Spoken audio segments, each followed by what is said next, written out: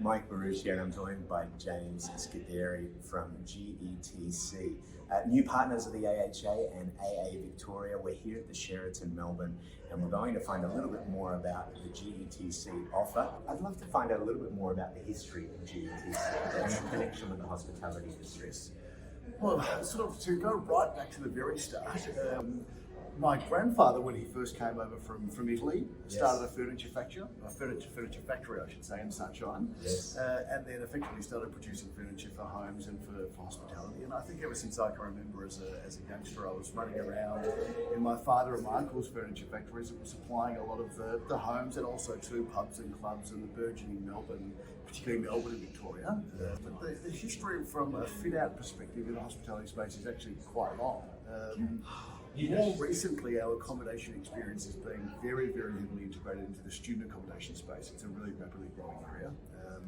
And then the high-density residential apartment space, we've probably delivered over the last sort of 8 or 9 years about 4,000 apartments for a range of builders and developers. And I think we're up to almost 10,000 beds or student rooms around the country. It sounds like you've been doing this for decades, as you mentioned. I think a point around maintaining relevance for our members is an important one, particularly because Melbourne has more hotel rooms than Sydney does. Melbourne has an enormous number of new luxury hotels that have just hit the market. So for those hotels that may need a little bit of love to maintain their relevance and to justify that high revenue point and expectation of customers, how can you help them? I think that, look, as testament to the strength of the Australian economy and also to Victoria in particular, there still seems to be plans continuing for many more. Yes. When we speak to a lot of clients, whether that be in any of the segments, what we always try and encourage people to understand is that it doesn't cost a huge amount of money when you look at a huge big redevelopment or something that might be as small as a little refurbishment for a dining or a conference area or some room refreshing. It really can be done quite cost effectively, and the return on investment can be made in relatively short order.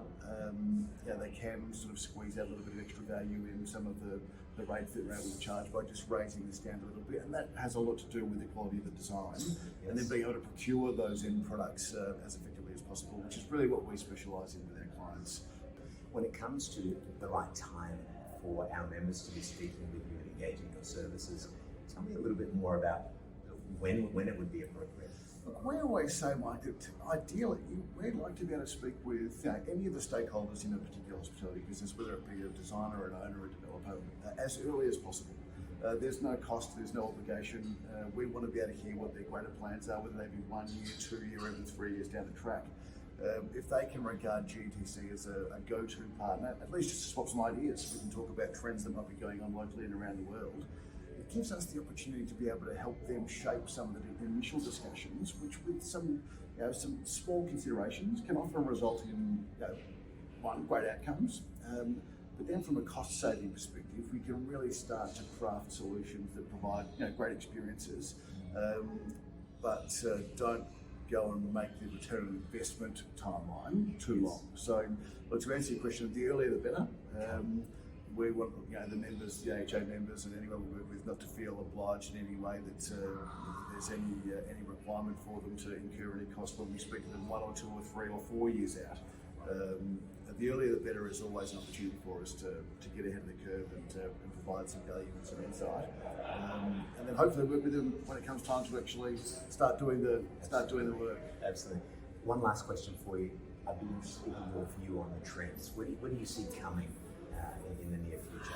Look, it's a bit of a moving feast, and it's hard to sort of pin down. I was interested by one of the speakers here this morning that outlined that the regional areas are performing quite as well, in fact equally as well as the Greater Melbourne area, which I think is a really interesting little anecdote. We'll have to sort of look into that a little bit further. And I think that provides some great opportunity, whether that be for the shorter trips where people are effectively sort of looking for some experience in a shorter time frame, or it ties in with some of the overseas visitors. I'm not really too sure, but from a trend perspective and respect of what's being built, there's probably a little bit of a barbell approach occurring, which you've got, as you said, the high-end well-known brands building these sort of super experiences. Yes. And we've seen that with some of the recently completed and also to some of the buildings in Victoria around Australia that are planned and slated to open in coming months and years. And then there's probably the more sort of smaller scale niche offerings, which might be for some of those regional areas. So there's still a wonderful opportunity for the middle band to be able to sort of increase some of their offer to capture probably both of those segments. But I think Australia leads the way pretty well when it comes to the design hospitality offering, and Victoria and Melbourne are renowned for being good operators in that regard. So I think there's probably plenty more to come into the future, and I think, look, thankfully the trend is upwards. It's very positive. I think so. It's a real optimistic outlook. I think so. Great. I think so. And look, again, your speakers went through it this morning in a bit more detail, and it's good to see both domestic Yes. and international visitors still sort of coming into Victoria, and of course Australia more broadly. I think the trend out of India and China is probably certainly likely to continue. Just the demographics will build on that for years to come. Australia's always been a wonderful destination. We get as many of them into Melbourne as possible. Of course, our interstate and international viewers, we encourage them to visit all of Australia, Yes. but Yes. we're a little bit biased here, Mike, Absolutely. about wanting them in Melbourne and Victoria. So I think the trend is positive. Look, thrilled to have you on board as a key supplier, as a partner of the AHA and our AA division.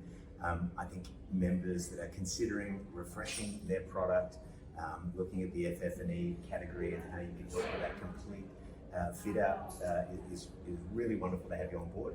So we encourage all members to have a chat with James. The earlier the better, Right. so that you can add value to their product. Excellent. Thanks again, Mike. It's a pleasure for us to be here. Thank you so much. Appreciate it. Thanks,